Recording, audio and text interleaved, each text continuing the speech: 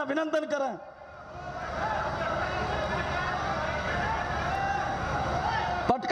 पटका पहना करके और पुष्पगुच्छ दे करके।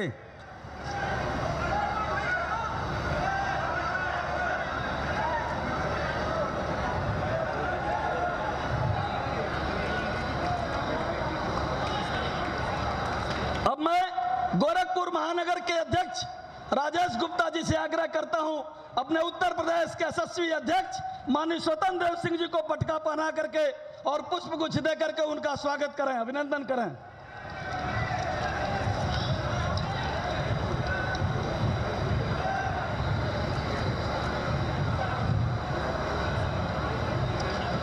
अब मैं जिनके नेतृत्व में उत्तर प्रदेश में हम सब काम करते हैं, ऐसे उत्तर प्रदेश के यशस्वी अध्यक्ष माननीय स्वतंत्र देव सिंह जी को सादर आमंत्रित करता हूं उद्बोधन के लिए। माननीय प्रदेश अध्यक्ष जी।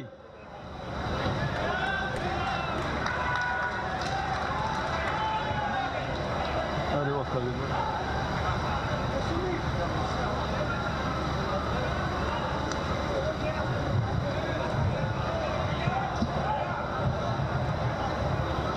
मंच पर भारतीय जनता पार्टी के यशस्वी तेजस्वी राष्ट्रीय अध्यक्ष आदरणीय जगत प्रकाश नड्डा जी, राज्य के लोकप्रिय तेजस्वी मुख्यमंत्री आदरणीय योगी आदित्यनाथ जी,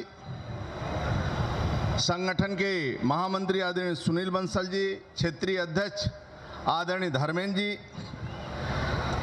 मंच पर हमारे पूर्व अध्यक्ष डॉक्टर रमापति राम त्रिपाठी जी, पूर्व प्रदेश अध्यक्ष आदरणीय सूर्य प्रताप शाही जी, हमारे जिला और महानगर के अध्यक्ष युधिष्ठिर जी, राजेश गुप्ता जी, मंच पर विराजमान सभी सांसद, विधायक,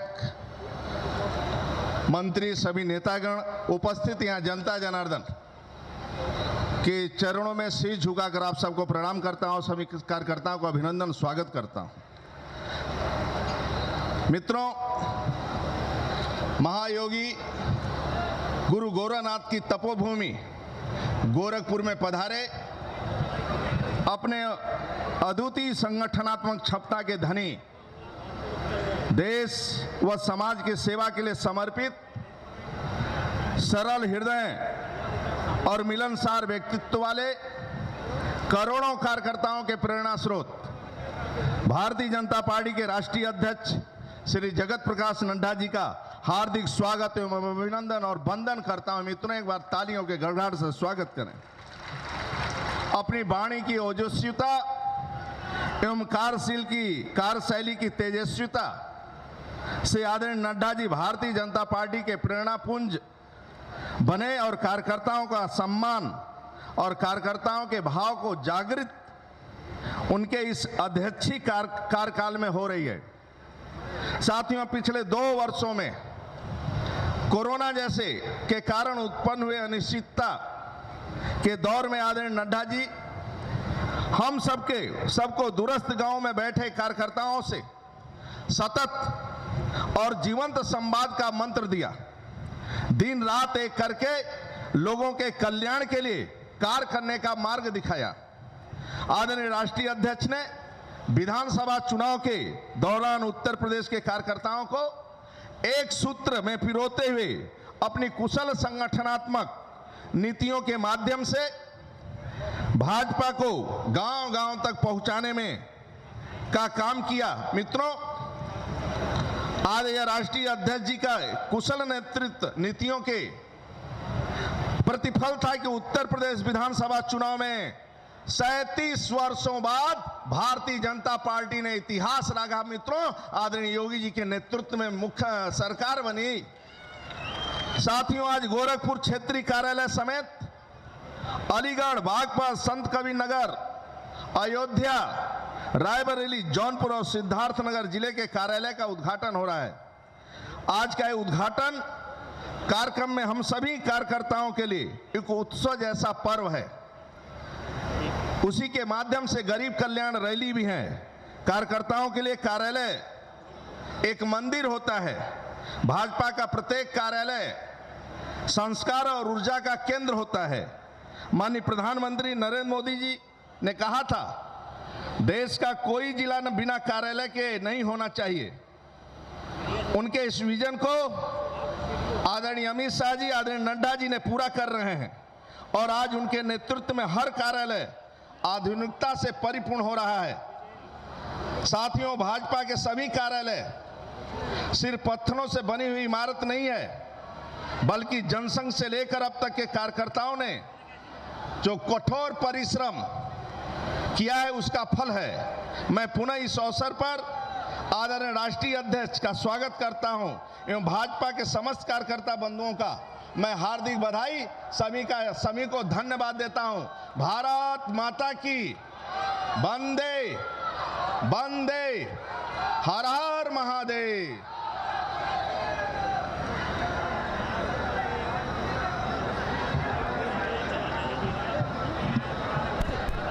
देश के यशस्वी प्रधानमंत्री मोदी जी के सफलतम 8 वर्ष पूरे होने पर जहां पूरे देश में गरीब कल्याण सभाओं का आयोजन हो रहा है, हम सब सौभाग्यशाली हैं कि हमारे माननीय राष्ट्रीय अध्यक्ष जी का मार्गदर्शन हम सबको मिल रहा है।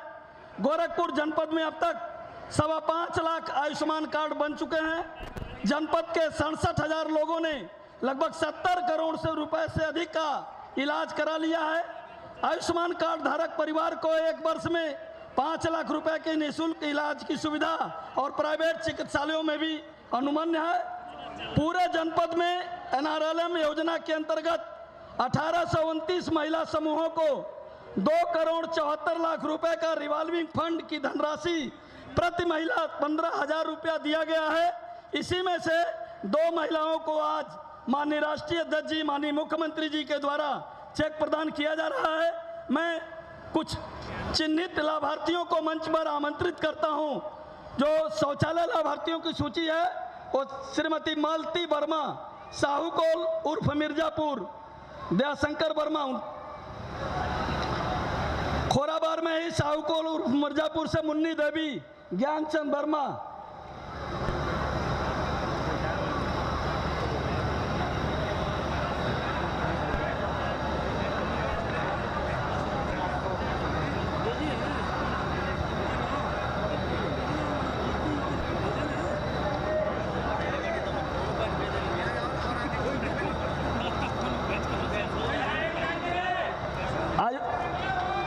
आयुष्मान भारत योजना के लाभार्थियों में शीला और बेबी देवी।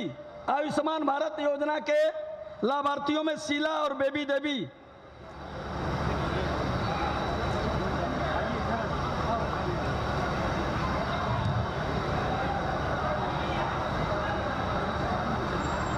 माननीय मुख्यमंत्री जी और माननीय प्रधानमंत्री जी जो आवास योजना है उसके लाभार्थी Guddi, wife of Dilip, Ram ji, wife of Gati. जो माननीय प्रधानमंत्री, माननीय मुख्यमंत्री आवास योजना के लाभार्थी Guddi, wife of Dilip, Ram ji, wife of गति।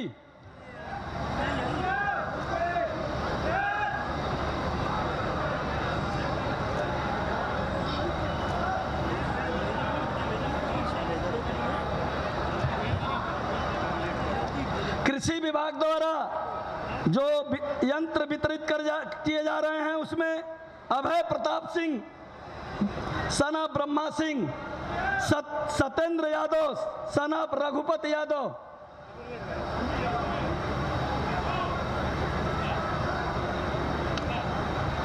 अभय Pratap Singh, Satyendra Yadav.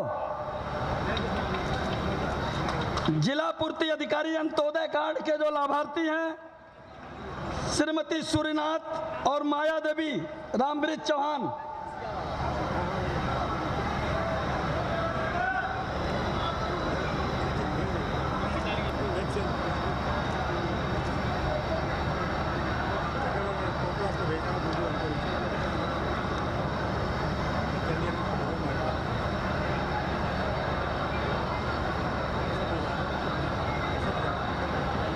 NRLM revolving fund जो पूरे गोरखपुर जिले में 1829 महिला समूहों को दिया जाना है, उसमें से 2 महिलाएं प्यासी संगीता देवी और डुमरी की नंदनी 1829 में से जिन्हें चेक मिल रहा है उसमें से 2 महिलाएं संगीता देवी और नंदिनी।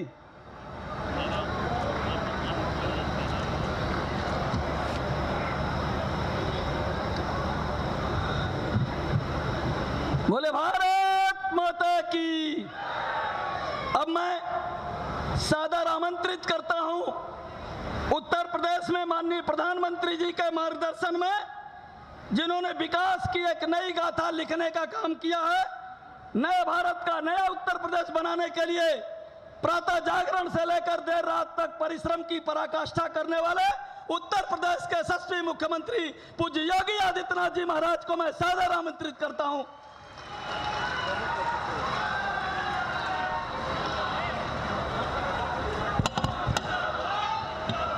भारत माता की, भारत माता की, भारत माता की। वंदे वंदे वंदे। भारतीय जनता पार्टी के गोरखपुर क्षेत्र के क्षेत्रीय कार्यालय के उद्घाटन के साथ ही आज 8 जनपदों के जिला कार्यालय सिद्धार्थनगर, संत कबीर नगर, अयोध्या, रायबरेली, जौनपुर, अलीगढ़ और बागपत के आज के इस उद्घाटन कार्यक्रम के मुख्य अतिथि और केंद्र सरकार के आदरणीय प्रधानमंत्री जी के नेतृत्व में 8 वर्ष के सफलतम कार्यकाल के उपरांत गरीब कल्याण के लिए आयोजित आज के इस जनसभा कार्यक्रम के मुख्य अतिथि दुनिया के सबसे बड़े राजनीतिक दल भारतीय जनता पार्टी के लोकप्रिय राष्ट्रीय अध्यक्ष माननीय श्री जगत प्रकाश नड्डा जी,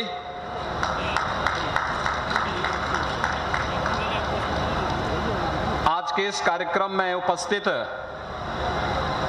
प्रदेश के अध्यक्ष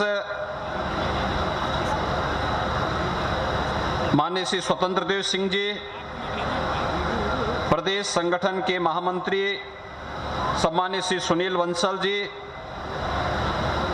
प्रदेश सरकार में भारत सरकार के मंत्री केंद्रीय वित्त राज्य मंत्री माननीय पंकज चौधरी जी, प्रदेश सरकार के मेरे सहयोगी मंत्रीगण श्री सूर्य प्रताप शाही जी, दया शंकर सिंह जी, श्रीमती विजय लक्ष्मी गौतम जी, श्री संजय निषाद जी, आज के इस कार्यक्रम में उपस्थित मंत्री श्री संदीप सिंह जी, माननीय सांसद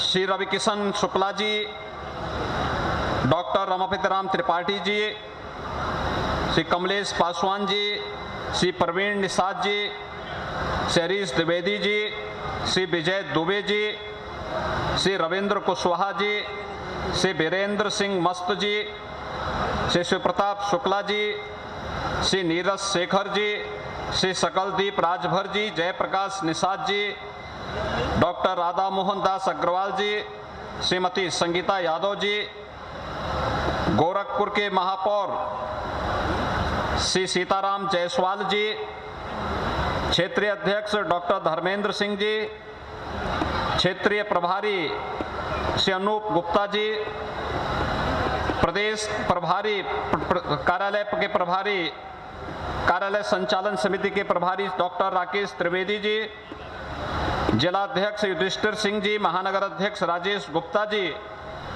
और आज के इस कार्यक्रम में उपस्थित भारतीय जनता पार्टी के सभी पदाधिकारी और उपस्थित भाइयों बहनों, मैं आप सबकी ओर से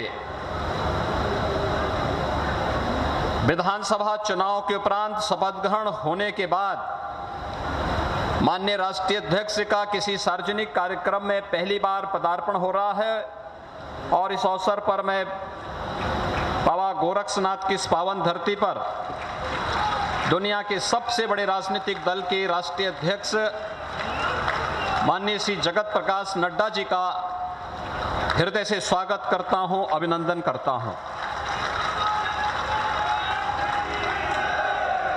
भाइयों बहनों, आज एक साथ दुनिया का जो सबसे बड़ा राजनीतिक दल है भारतीय जनता पार्टी, गोरखपुर क्षेत्र के कार्यालय का भव्य उद्घाटन भी हो रहा है और 8 जनपद कार्यालयों का भी उद्घाटन का कार्यक्रम राष्ट्रीय अध्यक्ष जी के कर कमलों से यहां पर संपन्न हुआ है।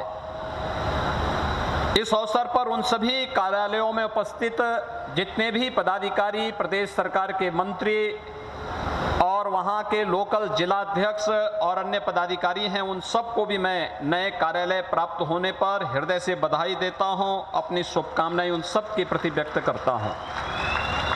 हम सब जानते हैं 2014 में देश के भाग्य को बदलने के लिए जब इस देश की जनता जनार्दन ने प्रधानमंत्री मोदी जी पर विश्वास करते हुए देश की बागडोर उनके हाथों में सौंपी, तो पूरे देश के अंदर प्रत्येक क्षेत्र में व्यापक बदलाव आता हुआ दिखाई दिया। आज उस बदलाव को गांव में गरीब के घर, हर नौजवान, हर महिलाएं, समाज के प्रत्येक तबके के द्वारा स्वीकार किया जा सकता है और उनके द्वारा हर एक स्तर पर उन योजनाओं को पूरी मजबूती के साथ न केवल स्वीकार किया जाता है बल्कि व्यापक पैमाने पर लाभार्थियों का एक समूह देश के अंदर खड़ा हुआ है कि पहली बार देश की योजनाओं का लाभ देश के गरीबों को बिना भेदभाव के प्राप्त हुआ है। और ये सब संभव हो पाया है इस देश के यशस्वी प्रधानमंत्री आदरणीय नरेंद्र मोदी जी के कुशल मार्गदर्शन और नेतृत्व के कारण। भाइयों बहनों, 2014 में देश के अंदर परिवर्तन हुआ और प्रधानमंत्री के रूप में देश के भाग्य से श्री नरेंद्र मोदी जी देश के अंदर प्रधानमंत्री के रूप में आए। लेकिन उत्तर प्रदेश के अंदर उन योजनाओं को प्रभावी ढंग से लागू करने के लिए उस समय की राज्य सरकार ही बाधक बनी हुई थी और उन सभी बाधाओं को तोड़ते हुए प्रधानमंत्री जी के विजन को आगे बढ़ाने के लिए जब 2017 में प्रधानमंत्री जी के आह्वान पर उत्तर प्रदेश की जनता जनार्दन ने भारतीय जनता पार्टी के समर्थन में अपना भारी बहुमत से सरकार का गठन करवाने में अपना योगदान किया, तो आज उसका लाभ उत्तर प्रदेश के अंदर करोड़ों की संख्या में लाभार्थियों को मिली हुई योजनाओं का लाभ उस रूप में देखने को प्राप्त हो रहा है। ये लाभार्थी समूह जो आज यहां पर बैठा है, गरीब कल्याण योजनाओं का लाभ, अलग अलग योजनाओं का लाभ उन्हें प्राप्त हुआ, चाहे वह प्रधानमंत्री आवास योजना हो, प्रधानमंत्री स्वच्छ भारत मिशन के अंतर्गत हर गरीब परिवार के पास अपना शौचालय हो, प्रधानमंत्री उज्ज्वला योजना में हर गरीब परिवार के पास अपना रसोई गैस का कनेक्शन हो, या फिर सौभाग्य योजना के अंतर्गत विद्युत का कनेक्शन हर गरीब परिवार के पास हो, अंत्योदय और पात्र गृहस्थी के अंतर्गत हर गरीब को राशन की सुविधा का लाभ प्रदान करने का कार्य रहा हो, या नौजवानों के लिए प्रधानमंत्री मुद्रा योजना, स्टार्टअप की योजना, प्रधानमंत्री स्टैंड अप की योजना, डिजिटल इंडिया का कार्यक्रम हो, जिसके माध्यम से लाभार्थियों को घर में बैठे बैठे उनके बैंक अकाउंट में शासन की सब्सिडी का लाभ प्राप्त होता हुआ दिखाई दे रहा है। एक व्यापक पैमाने पर लाभार्थी समूह उत्तर प्रदेश के अंदर भी बड़ी संख्या में तैयार हुआ और उस लाभार्थी समूह के साथ प्रधानमंत्री जी का सीधे संवाद आज हम सबके सामने इन सभी योजनाओं की पारदर्शिता को भी एक बार सबके सामने प्रस्तुत करता हुआ दिखाई देता है। आज के इस अवसर पर जब भारतीय जनता पार्टी के हमारे यशस्वी राष्ट्रीय अध्यक्ष जी का गोरखपुर में आगमन हुआ है और इस गरीब कल्याण कार्यक्रम में कुछ लाभार्थियों को उन्होंने अपने कर कमलों से सर्टिफिकेट भी उपलब्ध करवाए हैं, जिसमें आयुष्मान भारत का है, प्रधानमंत्री आवास योजना और मुख्यमंत्री आवास योजना के लाभार्थी हैं, किसानों को मिलने वाली सुविधा का लाभ हो, सब्सिडी का लाभ हो, या किसान को मिलने वाली किसान के यंत्रों को, ट्रैक्टर आदि उपलब्ध कराने। कोई सपना होता था पहले कि किसान को भी ट्रैक्टर मिल पाएगा, लेकिन आज किसान को ट्रैक्टर, अभी रघुपति यादव को इसी मंच पर राष्ट्रीय अध्यक्ष जी के कर कमलों से एक ट्रैक्टर की चाबी उपलब्ध करवाने का कार्य हुआ है। ऐसे अनेक कार्य, ऐसे अनेक किसानों को, नौजवानों को, महिलाओं को, समाज के प्रत्येक तबके को इसके साथ जोड़ने का कार्य हुआ और हो रहा है। और इस लाभार्थी परक गरीब कल्याण सभा में माननीय राष्ट्रीय अध्यक्ष जी स्वयं उपस्थित हुए हैं, मैं इसके लिए उनका स्वागत करता हूं। भाइयों बहनों, गोरखपुर किस दिशा माननीय राष्ट्रीय अध्यक्ष जी का आगमन और भी महत्वपूर्ण है। हम सब जानते हैं आज वे भारतीय जनता पार्टी के राष्ट्रीय अध्यक्ष हैं और राष्ट्रीय अध्यक्ष के रूप में उनके नेतृत्व में अभी हाल ही में उत्तर प्रदेश विधानसभा का चुनाव संपन्न हुआ है, जिसमें प्रधानमंत्री जी के मार्गदर्शन में उत्तर प्रदेश की जनता ने 2/3 से अधिक बहुमत से भारतीय जनता पार्टी की सरकार बनाने में अपना योगदान दिया है। और अध्यक्ष जी, इसमें गोरखपुर कमिश्नरी ने सबसे अच्छा रिजल्ट दिया है। 28 में से 27 सीट गोरखपुर कमिश्नरी ने भारतीय जनता पार्टी की झोली में डाले हैं। आज आपका सबसे पहला कार्यक्रम शपथ ग्रहण करने के बाद गोरखपुर में हुआ है, मैं इसके लिए आपका स्वागत करता हूं। मैं आपका स्वागत इसलिए भी करता हूं कि आप स्वास्थ्य मंत्री थे और स्वास्थ्य मंत्री के रूप में गोरखपुर की और पूर्वी उत्तर प्रदेश की बीमारी इंसेफ्लाइटिस के समाधान के लिए आदरणीय प्रधानमंत्री जी ने जब आपको इसकी जिम्मेदारी दी तो आपने सबसे पहले यहां पर गोरखपुर और बस्ती कमिश्नरी के हर जनपद में पीडियाट्रिक आईसीयू के निर्माण के लिए धनराशि भी उपलब्ध कराई। और फिर गोरखपुर का एम्स, जिसे अभी आप देखते हुए आ रहे थे कि वाह क्या भव्य बिल्डिंग बनी हुई है लोगों के उपचार के लिए, यह भव्य बिल्डिंग आप ही के समय में स्वास्थ्य मंत्री रहते हुए आपने स्वीकार किया। और मुझे बताते हुए प्रसन्नता है कि प्रधानमंत्री जी के विजन के अनुरूप उत्तर प्रदेश की टीम ने जब काम किया, इंसेफ्लाइटिस से होने वाली मौत के आंकड़ों को 95% नियंत्रित करने में हमें सफलता प्राप्त हो गई। आज हम कह सकते हैं कि इंसेफ्लाइटिस का उन्मूलन अंतिम चरण में चल रहा है। इंसेफ्लाइटिस अब किसी मासूम बच्चे की मौत नहीं होगी, क्योंकि यह आज तो हर एक जनपद में मेडिकल कॉलेज भी बन रहा है। यहां पर बस्ती के मेडिकल कॉलेज के शिलान्यास के लिए आप स्वयं आए थे। सिद्धार्थ नगर में भी माधव प्रसाद त्रिपाठी जी, जो भारतीय जनता पार्टी के प्रथम अध्यक्ष थे उत्तर प्रदेश के, उनके नाम पर मेडिकल कॉलेज का निर्माण हम लोगों ने जनपद सिद्धार्थ नगर में कर लिया है। देवराहा बाबा के नाम पर देवरिया में मेडिकल कॉलेज का संचालन हो गया है। कुशीनगर में मेडिकल कॉलेज का संचालन हो रहा है, मेडिकल कॉलेज का निर्माण का कार्य हो रहा है। पीपीपी मोड पर महाराजगंज जिले में भी मेडिकल कॉलेज का निर्माण का कार्य युद्ध स्तर पर आगे बढ़ चुका है। और कमोबेश पूर्वी उत्तर प्रदेश के हर जनपद में आज मेडिकल कॉलेज के निर्माण का कार्य हो रहा है। और उत्तर प्रदेश 75 जनपद हैं, लेकिन एक जनपद एक मेडिकल कॉलेज के निर्माण की दिशा में भी उत्तर प्रदेश ने कदम आगे बढ़ा दिए हैं। ये प्रधानमंत्री जी का विजन है कि हम हर प्रकार की सुविधा, न केवल इंफ्रास्ट्रक्चर की बल्कि स्वास्थ्य की सुविधा का लाभ हर एक व्यक्ति को बिना भेदभाव के उपलब्ध करा सकें। और आज उन्हीं स्कीम के अंतर्गत केंद्र सरकार और राज्य सरकार की डबल इंजन की सरकार हर गरीब को, हर गांव को, हर किसान को, हर नौजवान को, हर महिला को शासन की योजनाओं के साथ जोड़ने का कार्य कर रही है। महिलाओं के लिए सामूहिक विवाह की योजना हो या मुख्यमंत्री कन्या सुमंगला योजना का लाभ, प्रदेश के अंदर 12 लाख से अधिक कन्याओं को इस योजना का लाभ उपलब्ध कराया जा रहा है। और सामूहिक विवाह योजना में अब तक 2 लाख कन्याओं का सामूहिक विवाह की कार्रवाई को संपन्न करने में भी हमें मदद मिली है। इसी के साथ वर्तमान में प्रदेश के युवाओं को डिजिटली फिट करने के लिए वह नौजवान अपने आप को आज केंद्र और प्रदेश सरकार की योजना और स्कीम के साथ जोड़ने के साथ ही अपने आप ही अपने स्किल को डेवलप कर सकें। आज हम लोगों ने अपने डिजिटल यूथ के नाम पर भी हम लोग एक नए कार्यक्रम को आगे बढ़ा रहे हैं, जिसमें स्नातक और परास्नातक हर नौजवान को टैबलेट और स्मार्टफोन देने की एक बड़ी कार्रवाई को हमने आगे बढ़ाया है।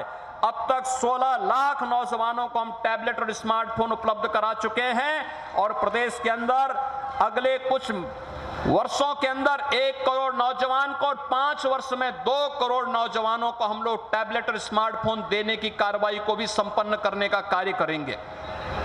एक बड़ा कार्यक्रम आगे बढ़ेगा और यह लगातार, क्योंकि दुनिया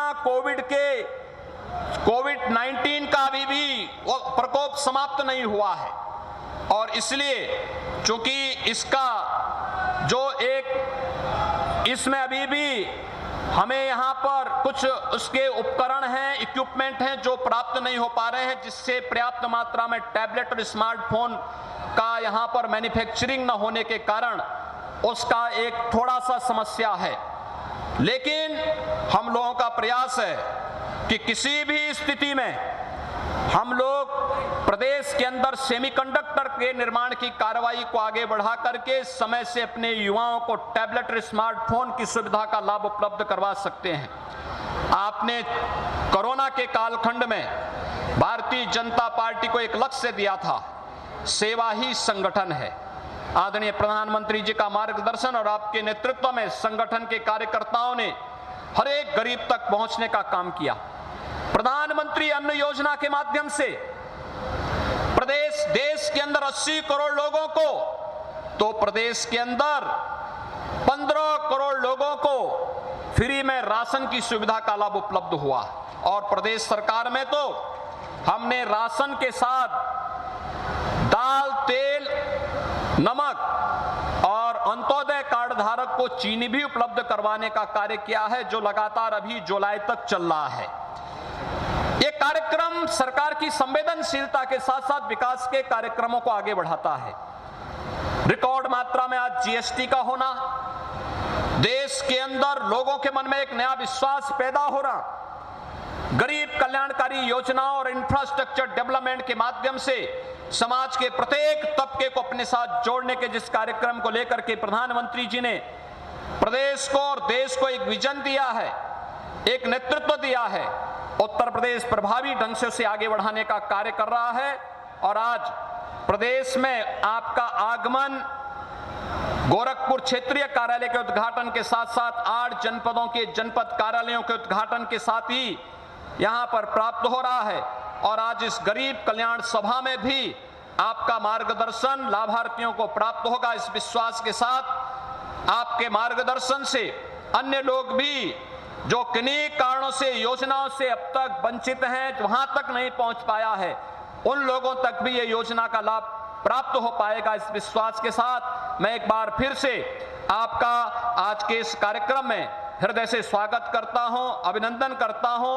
भारतीय जनता पार्टी के संगठन को, क्षेत्रीय संगठन गोरखपुर को और उन 8 जनपदों के जिनके कार्यालयों का उद्घाटन हो रहा है, वहां के जनपद संगठन को भी मैं इन नए कार्यालय को प्राप्त होने के लिए हृदय से बधाई देता हूं और विश्वास व्यक्त करता हूं कि पार्टी के संस्थापकों और नेतृत्व के मार्गदर्शन में हम मूल्य और सिद्धांतों को आगे बढ़ते हुए गांव के लिए, गरीब के लिए, किसान के लिए, नौजवान के लिए और जब देश की बात आएगी तो देश प्रथम के भाव के साथ हम सब मिलकर के कार्य करेंगे। इस विश्वास के साथ उन्हें भी मैं हृदय से बधाई देता हूं, अपनी शुभकामनाएं देता हूं। धन्यवाद। जय हिंद।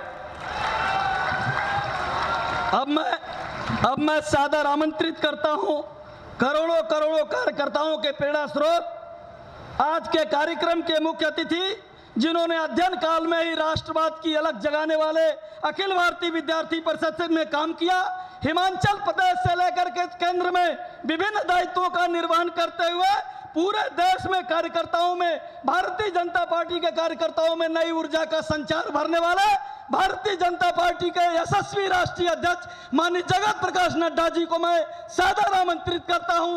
एक बार तालियों की गड़गड़ाहट के साथ माननीय मुख्य अतिथि जी का अभिनंदन और स्वागत करते हुए मैं सादर आमंत्रित करता हूं।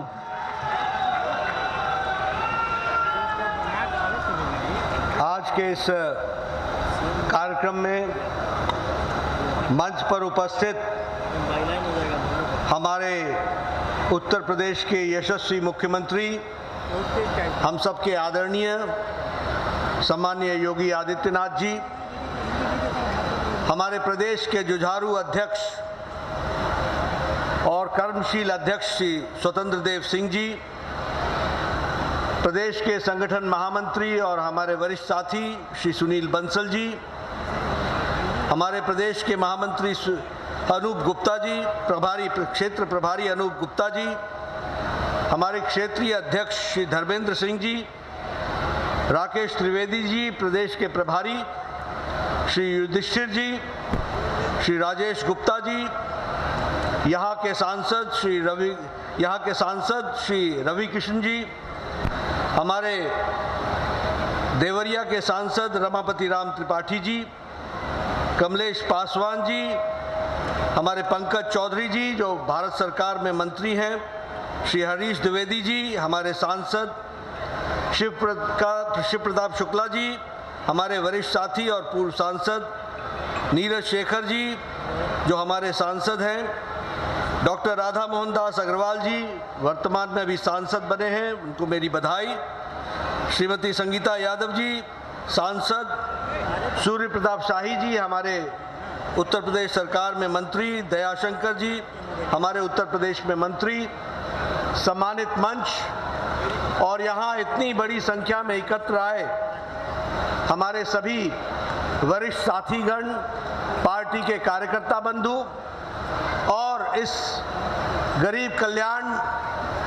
सम्मेलन में उपस्थित हमारे सभी लाभार्थी भाइयों और मीडिया के मेरे साथी, प्रिंट मीडिया और इलेक्ट्रॉनिक मीडिया के मेरे साथी, मेरा ये सौभाग्य है कि आज मुझे 2 in 1 एक ही सभा में 2 कार्यक्रमों के बारे में चर्चा करने का मौका मिल रहा है और 2 कार्यक्रमों में शामिल होने का मौका मिल रहा है।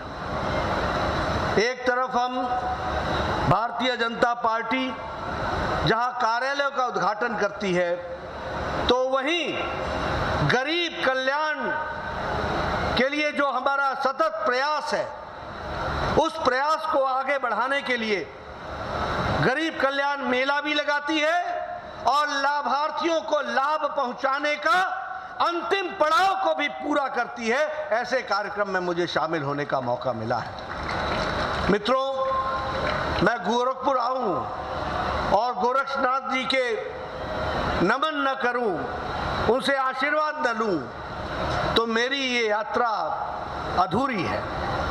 इसलिए सबसे पहले तो मैं गोरखनाथ जी को नमन करते हुए, इस पवित्र स्थान को नमन करते हुए, इस पवित्र भूमि को नमन करते हुए और साथ ही साथ यह क्षेत्र जिसने स्वतंत्रता के दृष्टि से एक विशेष योगदान किया और वो हम चौरी चौरा को भूल नहीं सकते, तो ऐसे क्रांतिकारी स्थान को भी मैं नमन करता हूं, इस पूज्य भूमि को और इस क्रांतिकारी भूमि को नमन करता हूं।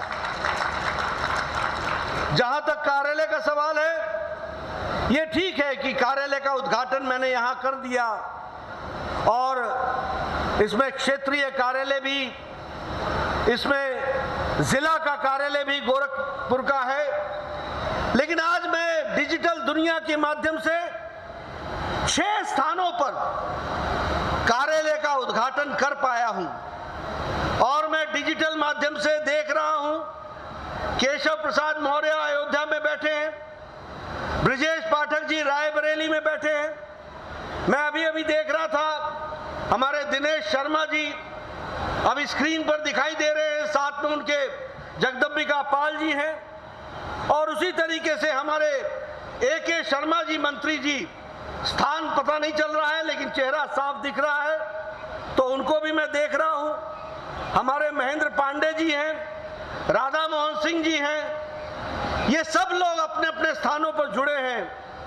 इन सबको भी मैं नए कार्यालय के शुभारंभ के लिए बहुत बहुत बधाई देता हूं और उनके माध्यम से वहां के कार्यकर्ताओं को भी बधाई देता हूं। मुझे ब्रजेश पाठक जी दिख रहे हैं, दिनेश जी भी दिख रहे हैं, सब लोग पूरी ताकत के साथ पार्टी कार्यालय में बैठ करके इस समय का आनंद ले रहे हैं। लेकिन मित्रों, ये घटना ऐसे ही नहीं घट रही है। इस घटना के पीछे एक इतिहास है। इस घटना के पीछे कहानी है, जो कहानी बहुत ही गहरी है और उसको वह हमारे भारतीय जनता पार्टी की यात्रा को बताती है। मुझे याद है 2014 में जब प्रधानमंत्री मोदी जी पहली बार बने प्रधानमंत्री, वो कार्यालय आए। कार्यालय 11 अशोक रोड था। मैं महामंत्री होता था। मैंने कार्यालय की नया सज्जा की थी। उन्होंने मुझसे पूछा, नड्डा जी आपको याद है ये कार्यालय हमारा कब से है? मैंने कहा जब से भारतीय जनता पार्टी बनी है तब से तो ये है ही है। एक समय में ये पार्टी को नानाजी देशमुख के नाम पर अलॉट हुआ था और तब से लेकर के ये भारतीय जनता पार्टी के नाम पर है। तो उन्होंने उस समय अमित शाह जी और मेरे बीच में बैठते हुए ये कहा कि मेरी ये इच्छा है कि अब कोई भी प्रदेश, देश और कोई भी जिला और संभाग बिना भारतीय जनता पार्टी के कार्यालय के नहीं रहेगा। और इसीलिए फिर अमित शाह जी ने रचना बनाई, वो अध्यक्ष बने और लगभग 512 कार्यालय बनने की योजना बनी। और आज मुझे खुशी होती है बताते हुए कि 230 कार्यालय बनकर तैयार हो गए हैं और 150 कार्यालयों का काम चल रहा है। और उत्तर प्रदेश को मैं विशेष बधाई इसलिए देता हूं कि यहां 72 कार्यालय खुलने थे, यहां पर 69 कार्यालय खुल गए हैं। इसके लिए मैं विशेष करके आपको बधाई देता हूं। ये कार्यालय सिर्फ एक जमीन के टुकड़े पर बनी हुई बिल्डिंग नहीं है। ये कार्यालय जीता जागता पार्टी का संस्कार केंद्र है। ये ऊर्जा देने वाला केंद्र है। ये योजना बनाने वाला केंद्र है। और देखिए, मैं कई बार लोगों को पूछता हूं कि भैया इसको ऑफिस क्यों नहीं बोलते, इसको कार्यालय क्यों बोलते हैं?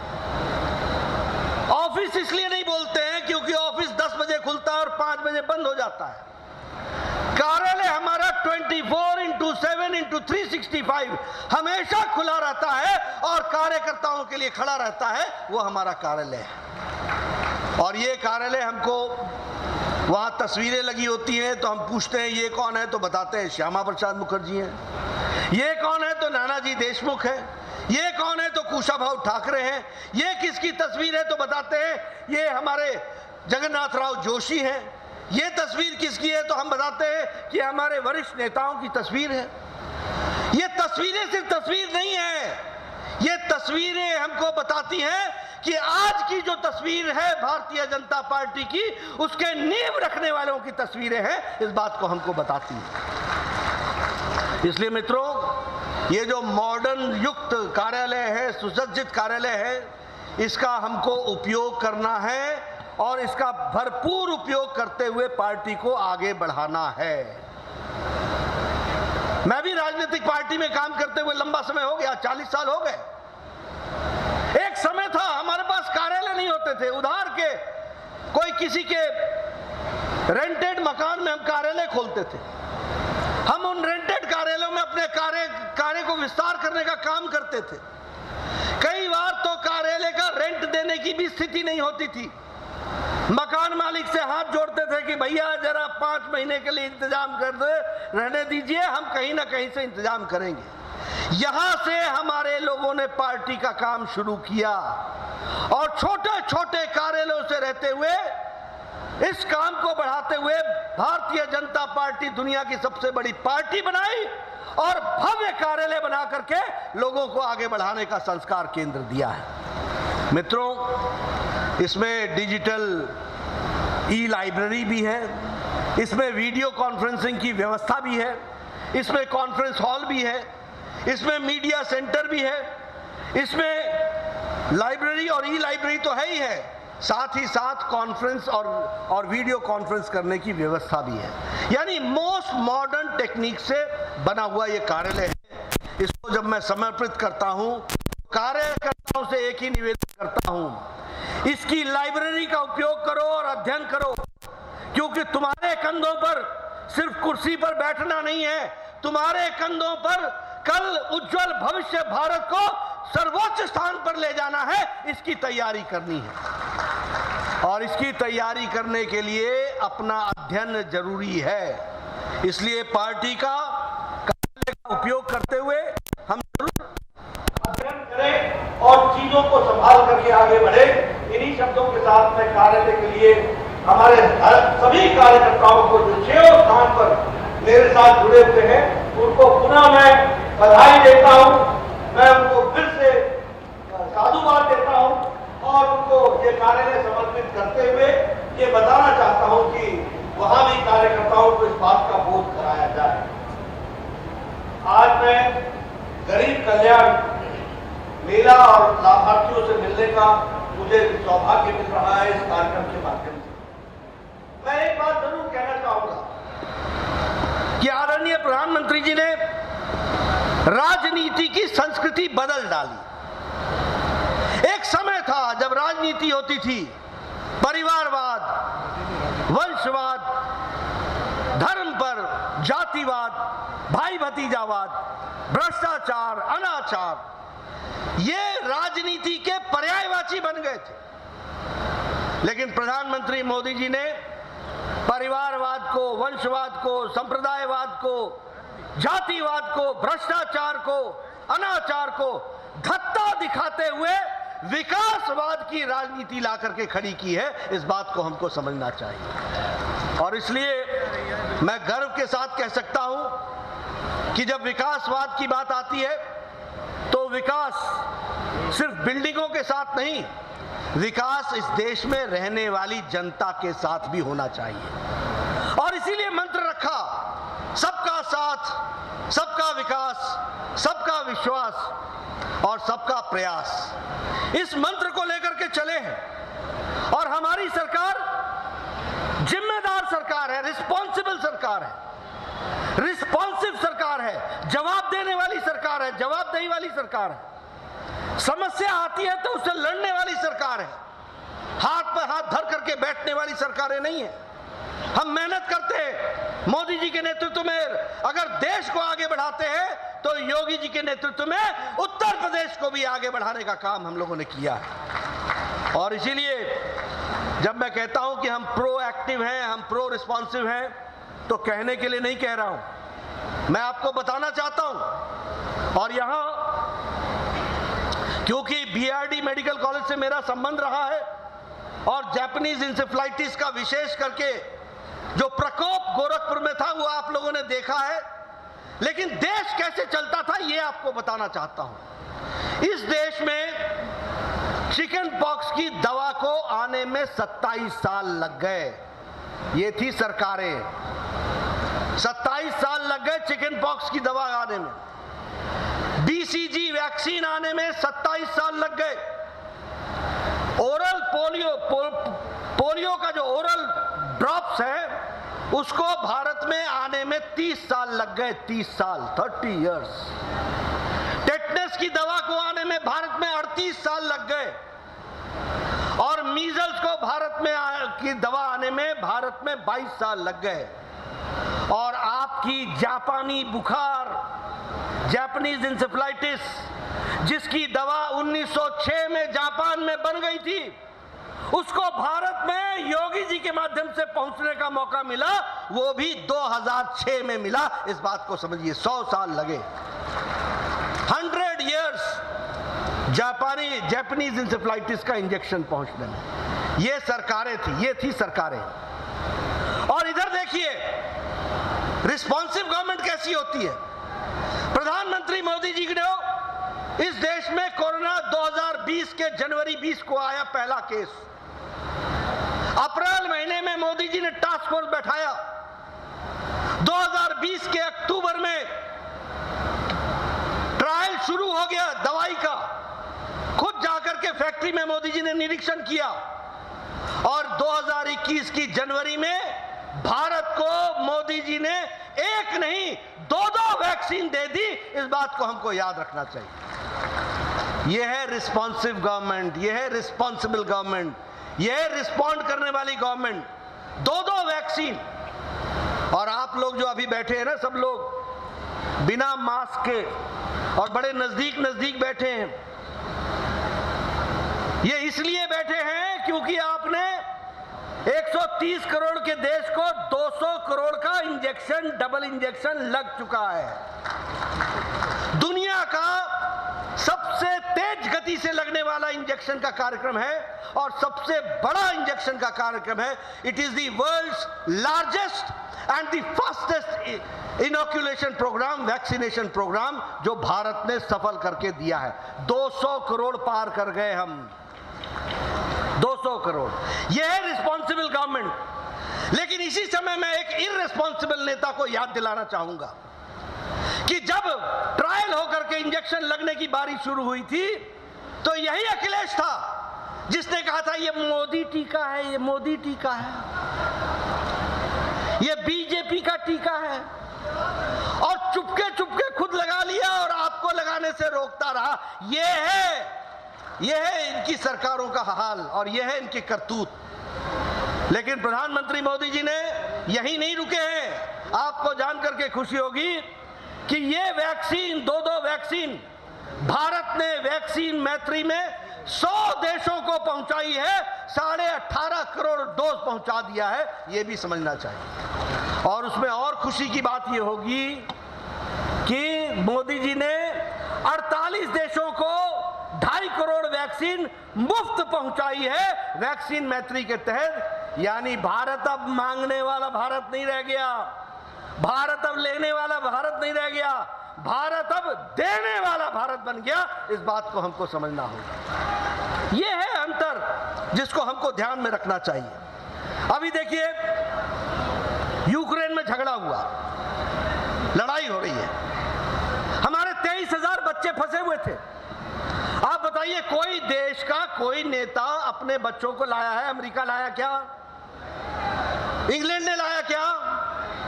आप बताइए यूरोप के लोगों ने लाया क्या? लेकिन हमारे प्रधानमंत्री जी ने एक तरफ पुतिन से बात की, एक तरफ ज़ेलेंस्की से बात की, युद्ध रुकवाया और भारत के बच्चों को तिरंगा झंडा लेकर के निकाल करके सुरक्षित 23,000 बच्चे 10 दिन के अंदर 104 एरोप्लेन की उड़ानें भर करके 14 इंडियन एयरफोर्स की और बाकी सरकारों बाकी फ्लाइट्स, रेगुलर फ्लाइट्स में 23,000 बच्चों को सुरक्षित भारत पहुंचाया कि नहीं पहुंचाया? पहुंचाया कि नहीं पहुंचाया? यह है रिस्पॉन्सिबल गवर्नमेंट, यह है रिस्पॉन्सिव गवर्नमेंट। और तो और छोड़िए, दूसरे देश के बच्चे भी भारत का तिरंगा लेकर के वो भी यूक्रेन से निकलने में सफल हुए। ये भी हमको समझना होगा। तो मित्रों, मैं आपके साथ ऐसी बहुत सी बातें बता सकता हूं। कोरोना आया, बताइए आपको 20 लाख करोड़ रुपए का पैकेज प्रधानमंत्री मोदी जी ने 2020 के मई में दिया था कि नहीं दिया था? दिया था कि नहीं दिया था? प्रधानमंत्री गरीब कल्याण अन्न योजना चलाई थी कि नहीं चलाई थी?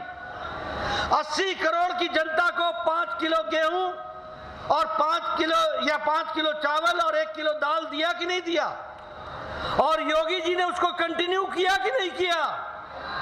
ये है गरीब कल्याण का अर्थ है, ये है रिस्पॉन्सिबल गवर्नमेंट, ये है रिस्पॉन्सिव गवर्नमेंट जो हमको समझना चाहिए। मित्रों, आपको जानकर के खुशी होगी कि आज भारत 22% गरीबी से घट करके 10% गरीबी पर आ गया है।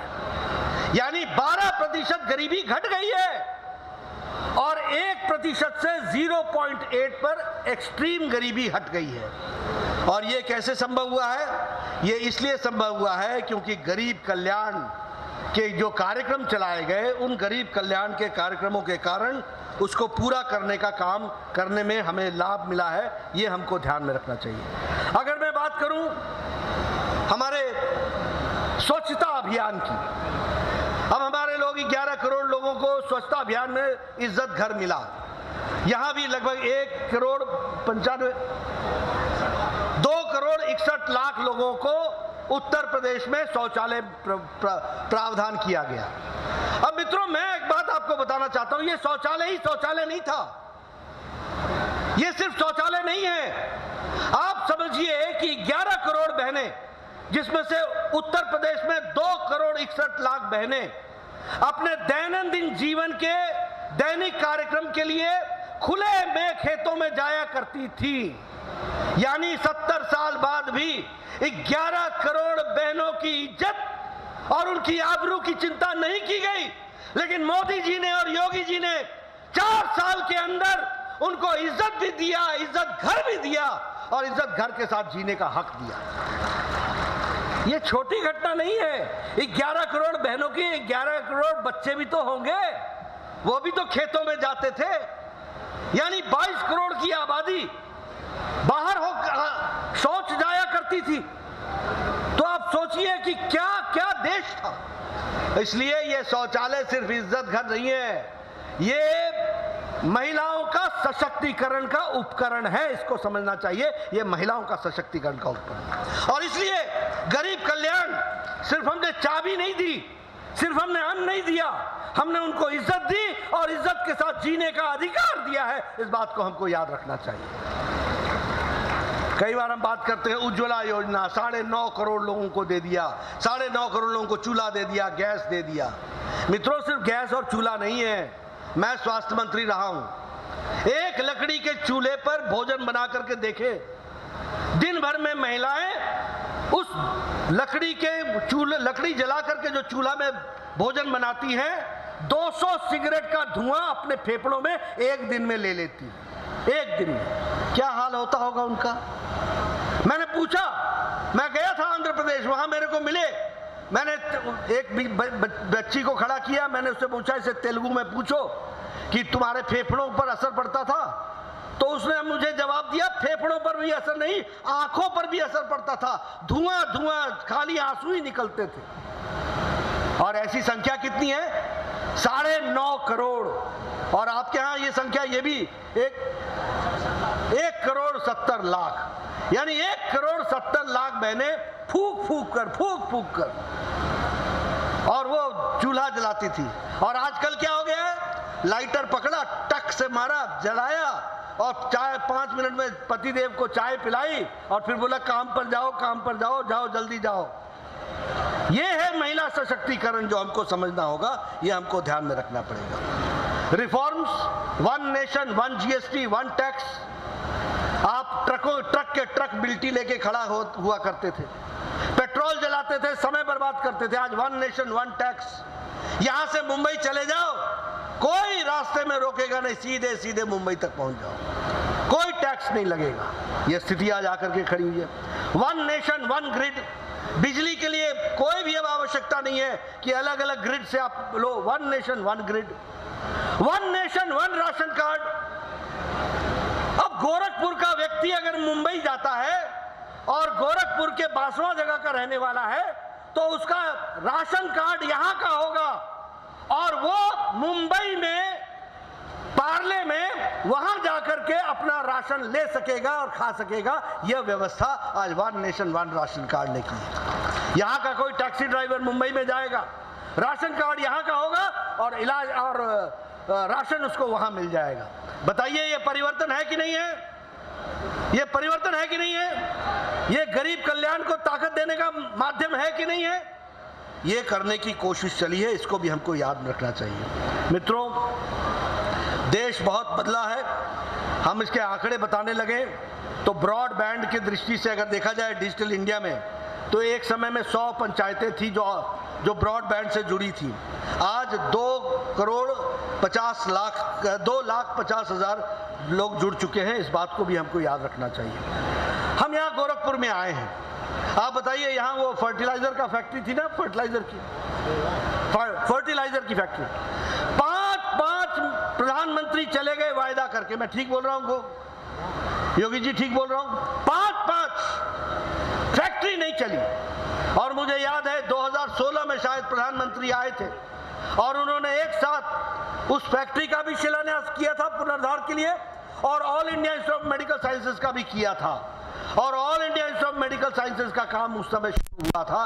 आज मुझे खुशी होती है जिस प्रकार से प्रधानमंत्री मोदी जी ने आशीर्वाद रखा उत्तर प्रदेश पर, और योगी जी ने जिस तेजी से काम किया, हमें जमीन दिलाई, और मुझ जैसे माली को अगर पौधा खिलता हुआ दिखता है तो कितनी खुशी होती होगी जब मैं all India institute of medical sciences की बिल्डिंग देखता हूं। मित्रों, ये छोटी घटना नहीं है। 60 साल में एक all India institute of medical sciences Jawaharlal Nehru देके गए, 7 ऑल इंडिया मेडिकल साइंसेज देके गए अटल बिहारी वाजपेयी, और मोदी जी ने 15 all India institute of medical sciences दिया है, और गोरखपुर भी उसी में एक medical all India institute of medical sciences है। 2014 में जब हम आए तो यहां पर 15 मेडिकल कॉलेज थे देश में। आज यहां पर 73 मेडिकल कॉलेजेस की शिलान्यास और काम चल रहा है। 73 आपकी बस्ती, यहां पर सिद्धार्थनगर, श्रावस्ती, कोई छूटा नहीं है, कोई छूटा नहीं है। और बीआरडी मेडिकल कॉलेज के लिए विशेष सुपर स्पेशलिटी ब्लॉक खोलने का काम किया, तो वो भी हमारी सरकार ने योगी जी के मुख्यमंत्री बनने के बाद किया। ये भी हमको ध्यान में रखना चाहिए। मित्रों, मैं आपके सामने ये कहानियां, लंबी कहानियां विकास की बता सकता हूं, लेकिन मैं इतना ही कहना चाहता हूं कि ये जो 12% गरीबी घटी है भारत की, ये ऐसे ही नहीं घटी है। 80 करोड़ जनता को 5 किलो गेहूं चावल पहुंचा करके उनको मजबूत किया गया है। ये ऐसे ही नहीं आई है, ये इस कारण से आई है कि लाभार्थियों की श्रृंखला बढ़ाई गई है और लाभार्थियों का तरीका भी बढ़ाया गया है। ये गरीबी इसलिए गई है क्योंकि इकोनॉमी आज 8.7% के ग्रोथ रेट से तीव्र गति से आगे बढ़ रहा है। आप देखिए, ये भी आज हमारे देश का कोरोना से लड़ने के बाद मोदी जी के नेतृत्व में 8.7% से ग्रोथ रेट से हम बढ़ रहे हैं।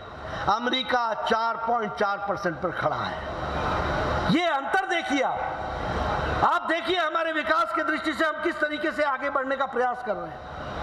हमारा जो फॉरेन रिजर्व्स है वो 300 बिलियन यूएस डॉलर्स था, वो बढ़ करके 600 बिलियन यूएस हो गया है। हमारा एक्सपोर्ट वो आज 625 यूएस बिलियन डॉलर्स हो गया है। We are one of the major exporters. कभी किसी ने सोचा था कि खादी इस देश में कांग्रेस के लोग 70 साल गांधी और खादी के नाम पर राजनीति की रोटियां सेकते रहे, खादी को आगे नहीं बढ़ाया। मोदी जी ने, योगी जी ने वोकल फॉर लोकल इस बात को कह करके खादी इस साल मार्च में 1,15,00,000 करोड़ रुपए का टर्नओवर करके ये खादी ने one of the fastest moving consumer good बन गया है खादी। ये भी हमको समझना चाहिए। ये है अंतर।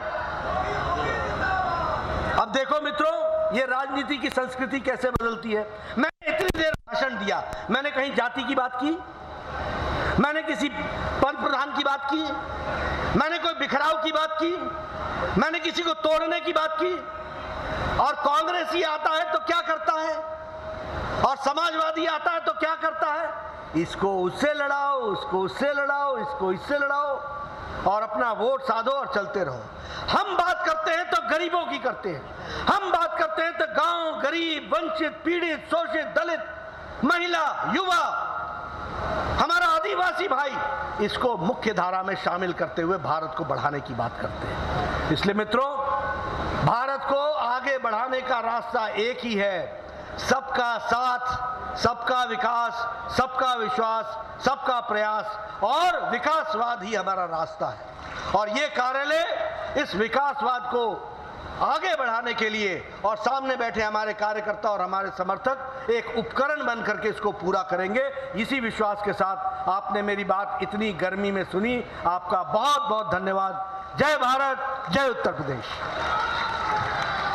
अब मैं माननीय राष्ट्रीय अध्यक्ष जी, माननीय मुख्यमंत्री जी, माननीय प्रदेश अध्यक्ष जी, माननीय प्रदेश महामंत्री संगठन सुनील बंसल जी, मंचासीन सभी अतिथियों और आप सबके प्रति हृदय से आभार प्रकट करते हुए इस कार्यक्रम के समापन की घोषणा करता हूं। जय श्री राम।